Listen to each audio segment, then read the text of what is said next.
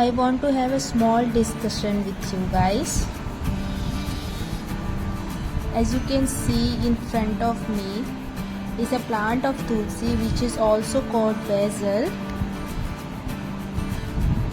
See, it is the month of July, rain will be also regular,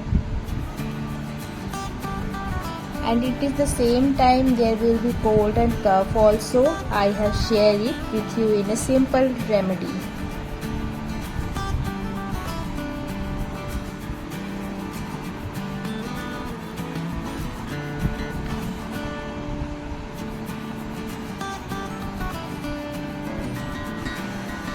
You can make tea by adding its leaf in pulses, or you can boil it leaves in plain water, add honey and lemon to it and drink it.